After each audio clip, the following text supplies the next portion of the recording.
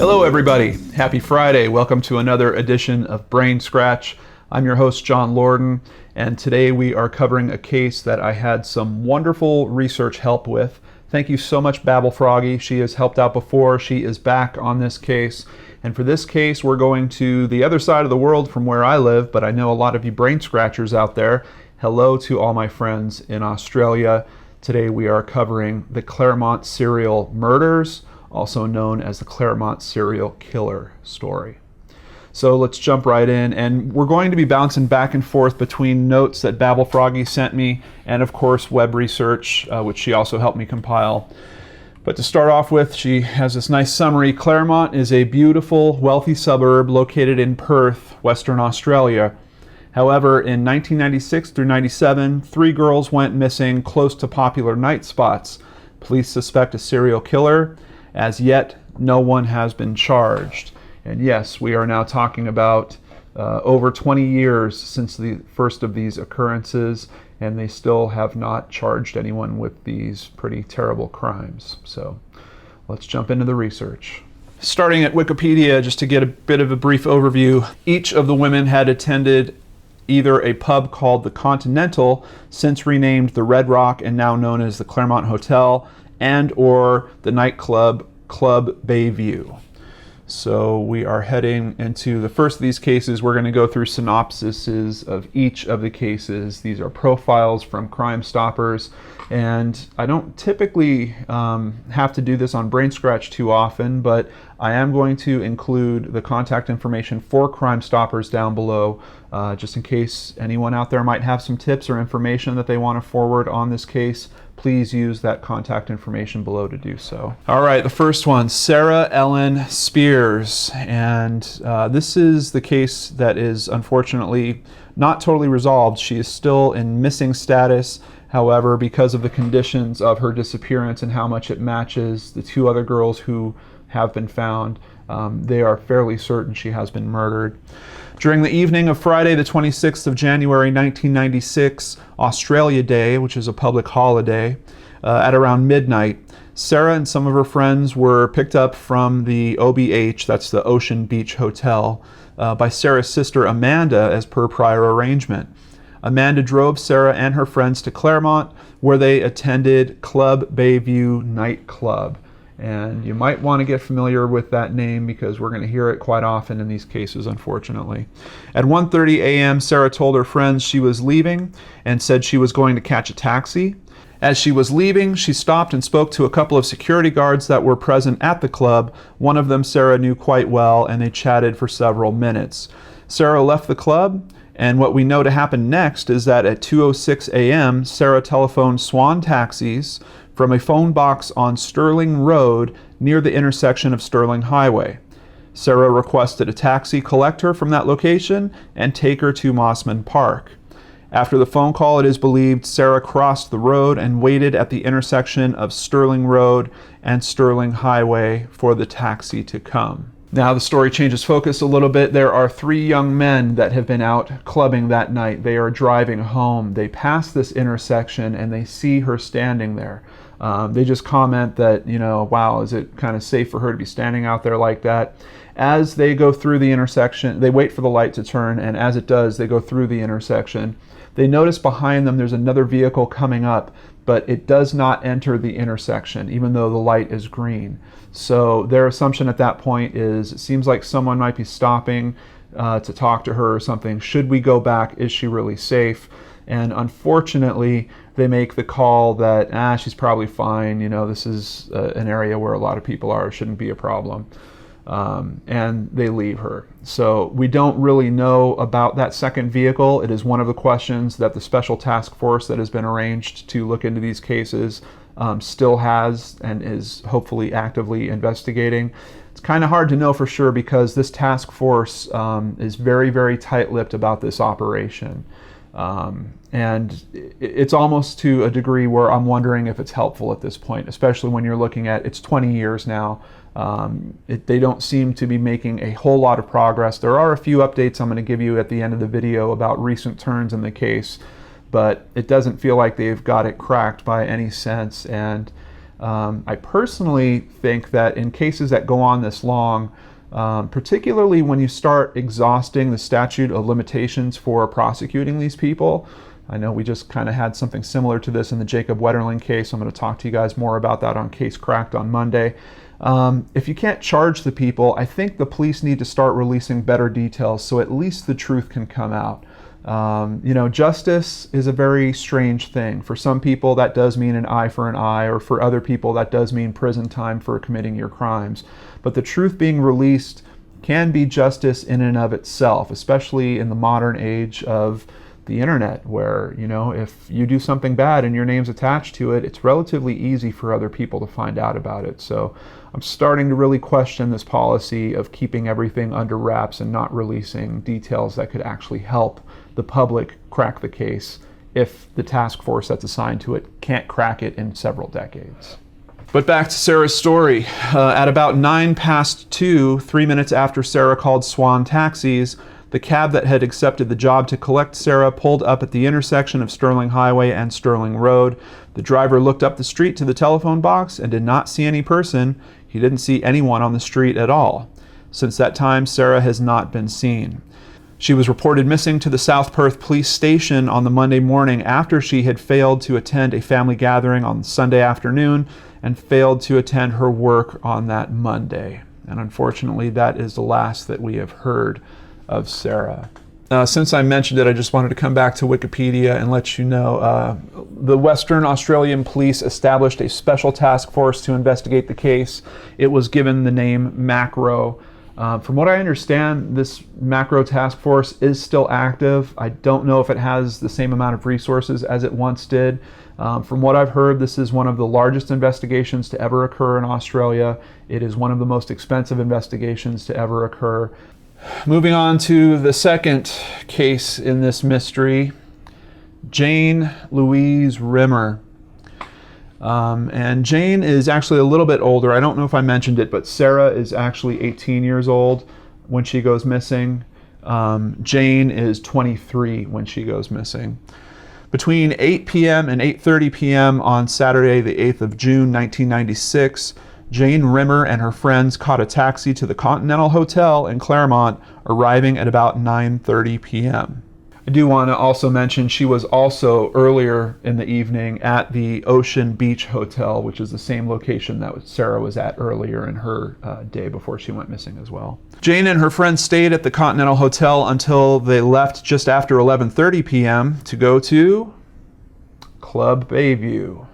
I'm telling you, there's something very bad about this place going on. This is the same nightclub that Sarah Spiers was socializing at shortly before she went missing. Jane and her friends didn't enter the nightclub. Instead, they decided to catch a cab to a friend's place where they would continue to party.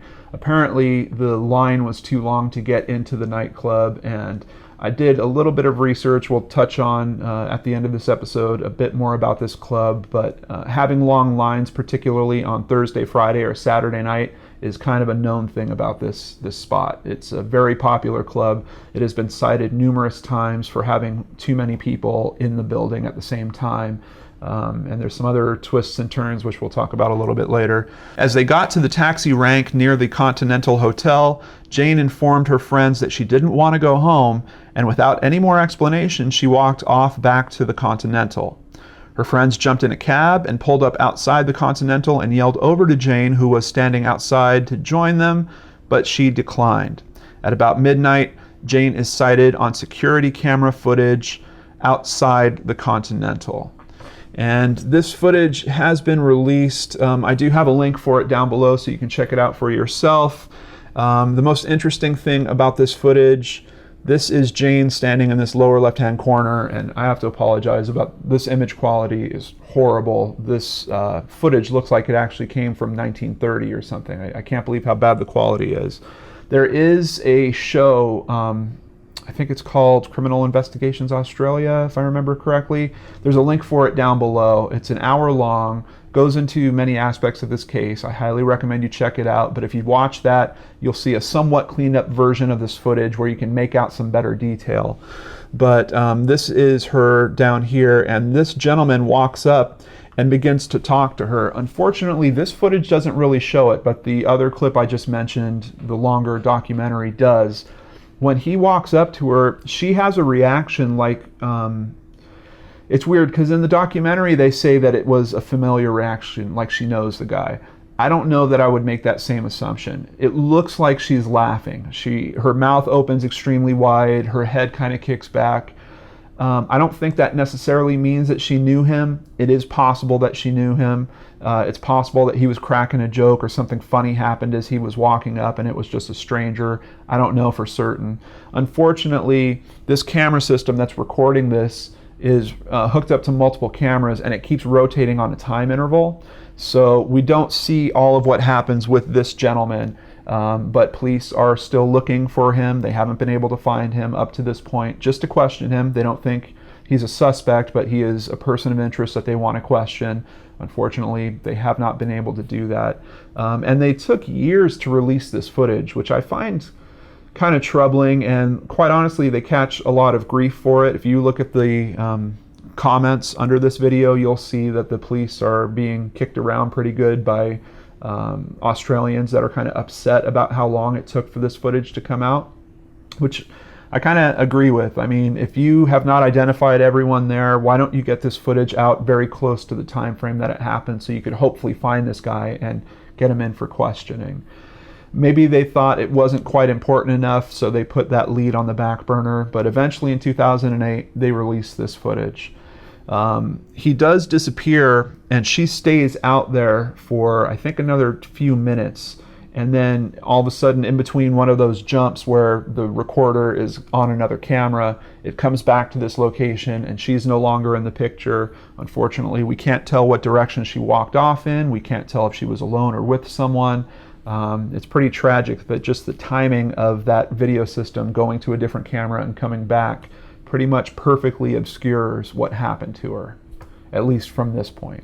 This person has been named the Mystery Man. Despite extensive inquiries, police have been unable to identify this person.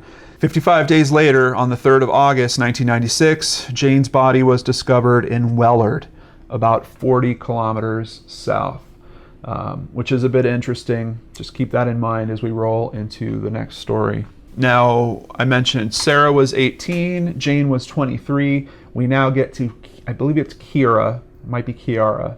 And Ciara is 27 years old. Ciara Eilish Glennon. On Friday, 14th of March, 1997 at about 6 p.m., Ciara Glennon attended a work function with her colleagues. Ciara was a lawyer and worked at a law firm in St. George's Terrace, Perth. Ciara and a group of friends left this private function at around 11 p.m. and attended the Continental Hotel in Claremont, the same place Jane Rimmer attended the night she was murdered. The group arrived at around 11:30 p.m. and after about 20 to 25 minutes, Ciara told her friends that she had enough and was leaving. There is a confirmed sighting of Ciara walking down Bayview Terrace, there we go with Bayview again, towards Stirling Hwy, which we keep hearing in these cases as well. As she passed the Taste of Thai restaurant and Baptist church, a male person who was sitting at the bus stop opposite called out to her that she was crazy for hitchhiking. Ciara dismissed him with a wave gesture. This male was with two other friends. A few minutes later, Ciara is seen interacting with the occupants of a light-colored vehicle. A few minutes later, the male turns back and the vehicle and Ciara are no longer in view. There are other possible sightings of Ciara along Stirling Hwy, and it cannot be confirmed if Ciara did or did not get into this vehicle. The occupants of this light-colored vehicle have not been identified. So this is another one of those loose ends that police are still looking into. They hope to identify this vehicle and speak to the person that might have pulled over to talk to her. Also worth noting, the comment that came from the guy about yelling out, "You're crazy for hitchhiking." Babel Froggy did an excellent job and sent me over 80 newspaper articles, which I looked through. It took a lot of time, but it was well worth it. It really gave me some insight into what was going on in the community. And after Sarah's disappearance, they were terrified. There was stories coming out left and right. that were starting to build up to this theory that possibly there was a taxi driver that was doing something to people, or the other thought was she hitchhiking and something bad happened to her. So know that that statement might sound a little suspicious if you don't consider kind of what was going on in the area at the time, but the community was very aware of the disappearances going on in this area. There were tons of news articles being written about it, and there was a lot of subsequent changes. The police task force basically started looking into the aspect of taxi drivers. Because of that, they DNA tested at least 1,000 of them. They started new licensing protocols. Unfortunately, I'm not sure that it is a taxi driver that we're looking for in this case. It might be someone that was acting like a taxi driver, and apparently they do have a bit of a gypsy cab problem out there with people that will literally just put a taxi sign on their personal vehicle and drive around and collect fares even though they are not a licensed taxi. So they made some changes as a result of these disappearances to try to tighten down on that. They did identify many people that should not have been taxi drivers, people with prior convictions, and fortunately they did not reissue licenses to them, so they cleaned up the taxi service out there a little bit, which kind of needed it because apparently the public was starting to kind of distrust taxis and it was causing some issues. So a lot of big changes that kind of happened as a result of these cases. Ciara was reported missing to police on the 15th of March 1997, and on the 3rd of April 1997, 18 days after being reported missing, Ciara's body was found in bush off Piccadilly Road, Eglinton. And real quick, I just want to pull up a map for you so you get a bit of a sense of what's going on here. Here's the Club Bayview, and we have one body being found up in this direction. We have another body being found down in this direction. They're not perfectly spaced apart, but it is pretty interesting to me that this one looks like it might be about 20 miles away. This one is more like 25 or 30 miles away. This even led a professional in one of the articles that I read to deduce that perhaps the third body that they were looking for would be out east, that this person was trying to distribute the bodies in a way that they wouldn't be found or wouldn't be sourced back to the same person that was conducting these crimes. Because we don't know the cause of death, we don't know the state of the bodies outside of the fact that one of them was found nude, the other was found partially clothed. I think that's enough to tell us there was probably some type of sexual act that happened. But outside of that, we have literally no details. We don't know if they did any analysis for sexual contact that might result in some type of evidence that they could use. We don't know the method of execution that was used. There's a lot of big questions, but apparently the investigators have this information. They have created some profiles based on this information. Some of the stuff you hear in the profiles is kind of questionable. Like they were asking for people to notice if they had anyone in their lives that was taking a lot of time washing their car or polishing their car. And apparently this created a bunch of phone calls into this task force that were just bum leads, that just weren't good. They mentioned at one point that the person seemed to like driving. You know, I guess, but you know, we're not talking about huge distances here. It's not like the bodies were found a 6-hour or 7-hour drive away or something like that. But once again, they have all this private information, so maybe they have better backing for those conclusions and we just don't know it. I'm really not certain. Some current news, in particular relating to Ciara's case. This was published in 2015. More than 17 years after Ciara Glennon's body was found in dense bushland 45 kilometers north of Perth, a local man has come forward with information that puts a taxi at the scene. The bricklayer, now 62, said about 4:30 a.m. on a Sunday morning in March 1997, he was headed south on Wanneroo Road when he saw the taxi begin turning out of Piccadilly Road in front of him. I saw him, and he obviously saw me and stopped, he said. I had to brake and pull towards the side of the road. It was definitely a Ford Falcon, and it was a grubby thing too. I saw the front more than I saw the side. It was definitely a taxi. I thought there might have been someone sitting in the back, he added. I avoided him and carried on. I thought it was really unusual. It was definitely unusual to have a near miss with a taxi with no lights on. He added, I'm absolutely sure about all these facts. The only one I'm not as sure about is which Sunday, but it was around the time Ciara went missing. Is this a possible sighting? Is it related? Did they get this information into the police? They tried. Apparently the phone line was jammed up. His wife tried to call this tip in several times. They had some friends that they knew worked for the police department. They tried to route this tip in through them. They never heard anything back. Their daughter even joined the police force. They tried to route the tip in through her, never heard anything back. So was this tip ever looked into? They weren't questioned if it was processed, which I would find a bit interesting. I'm pretty sure that the task force would reach out to them directly just to get a statement from them, a proper statement outside of them popping up in newspaper articles trying to talk about this occurrence of the taxi. And he cites that it's very odd for a taxi to have been out in that area, particularly back in the 90s. He says nowadays you do see taxis that kind of drive around that area, but back then it was practically unheard of. I do think it's interesting that he thinks the taxi was a mess.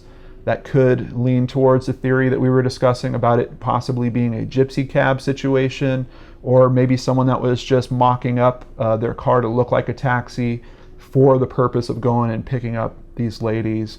I'm not sure.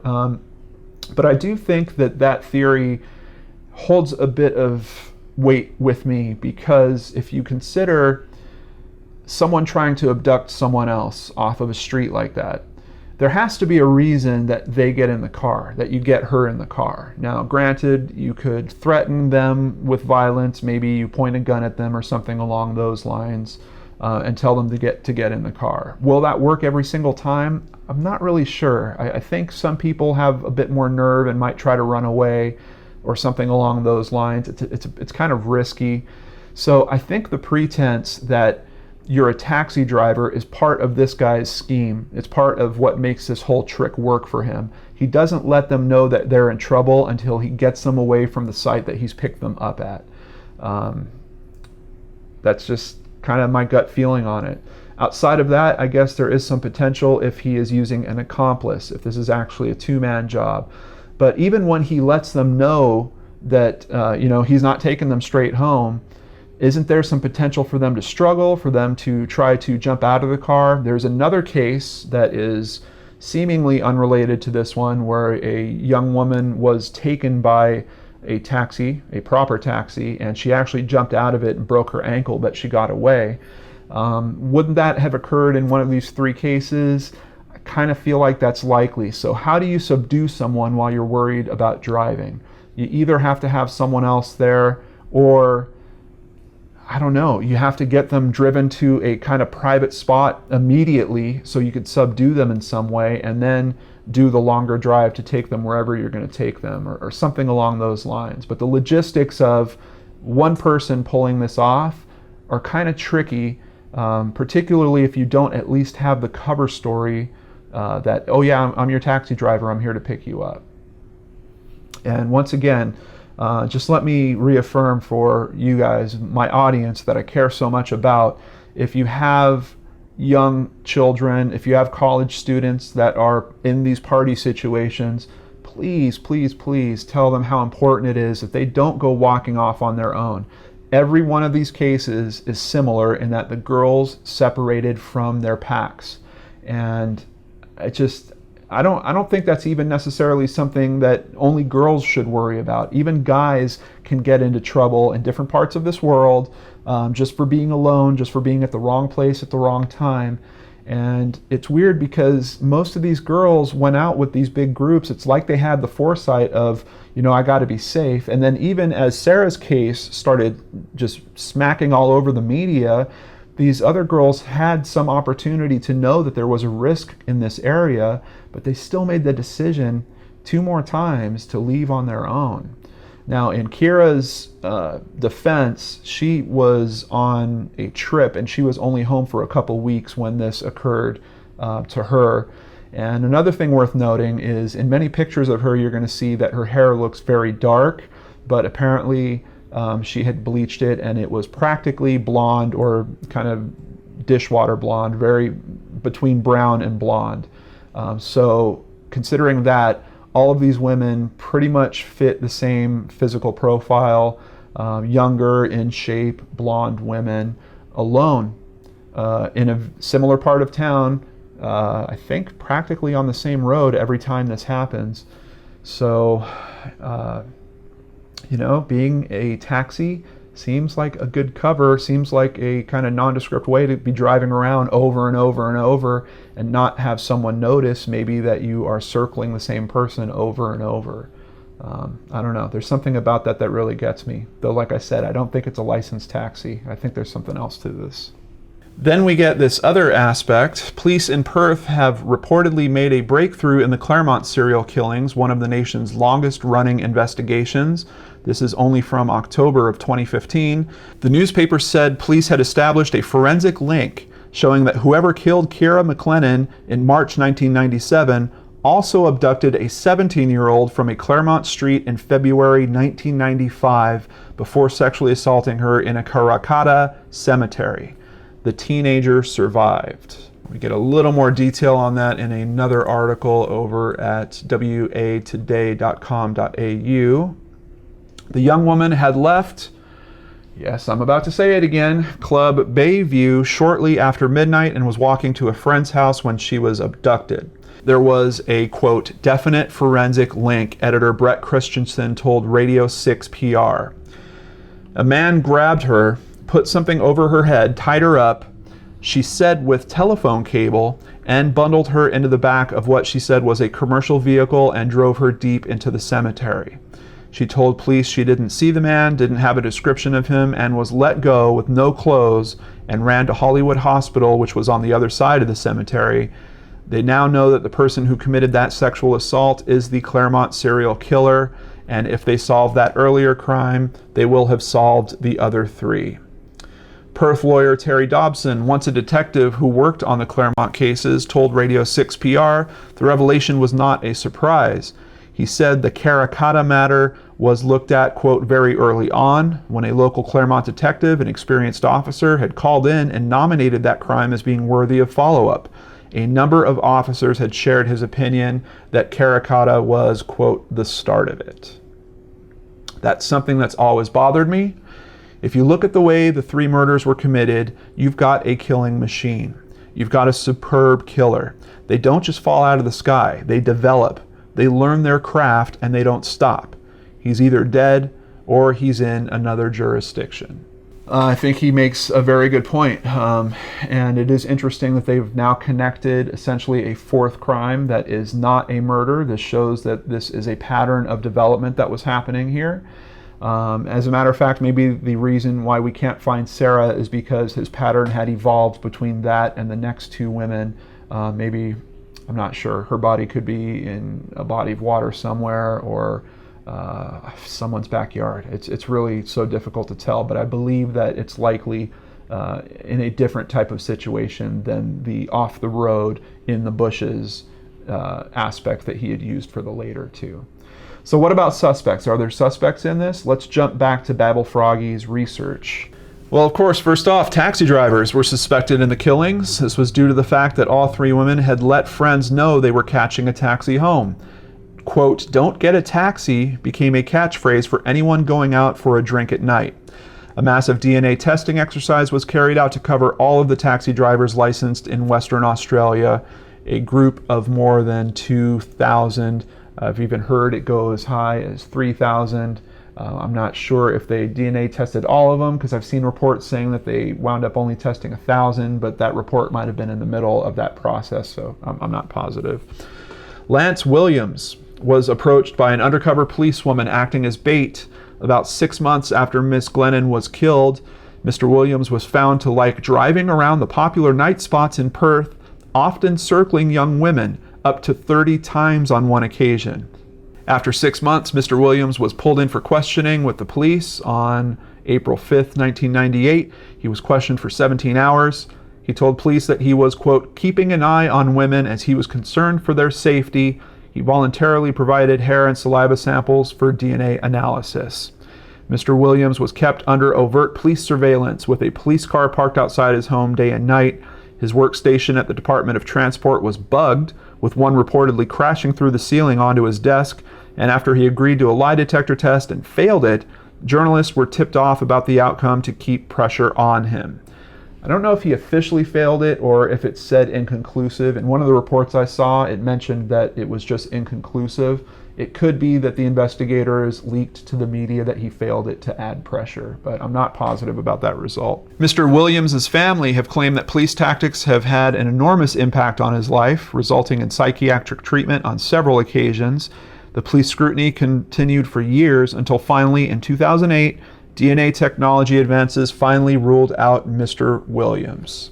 Other persons of interest included a taxi driver and tenant of the former mayor of Claremont, Peter Weygers. Thorough investigation resulted in no evidence being found linking him to the crimes. Mr. Weygers had many investment properties, one being lived in by an ex-taxi driver who had old taxis on his property. Certainly worth considering if you think of this person having access to old taxis, maybe taking those for a drive, maybe using different cars each time to mix up the descriptions. I think that was an aspect worth looking into, but it seems like they have cleared that up, and that is not a viable suspect. Estelle Blackburn, an author and former journalist, speculated in her book, The End of Innocence, that a former partner may have been responsible for the Claremont serial murders. Blackburn reports that she was a victim of brutal domestic violence from her then boyfriend.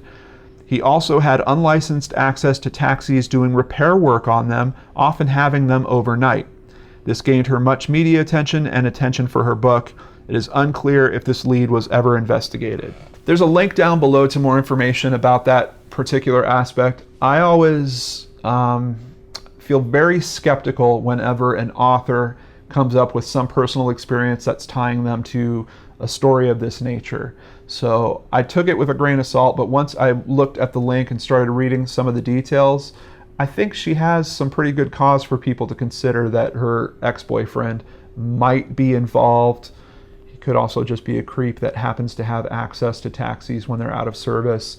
But she has some pretty compelling evidence. It's definitely worth looking into if you're going through all the links below, and there are many links. Thank you so much to the awesome research that Babel Froggy has done on this case. So, in pretty recent news, July 14th, 2016, we see Club Bayview shut down by town of Claremont. This closure comes after multiple breaches resulting in 11 charges by the council to be presented to the courts for failure to comply with basic public safety requirements and multiple breaches resulting in several infringements issued by the West Australian Police Liquor Enforcement Unit over the last 3 months. I don't know if the age of drinking is only 18 out there, but from what I read about this place, you can find very young people being very, very drunk in this club. It doesn't appear to be a very safe environment. Also, in a few of these stories, you hear about the girls having to go to a call box that is across the street or a bit away from the actual club. They did ask this club in particular to install an outside phone for people to use there. You know, this was back in the 90s, so not everyone had cell phones like we do nowadays.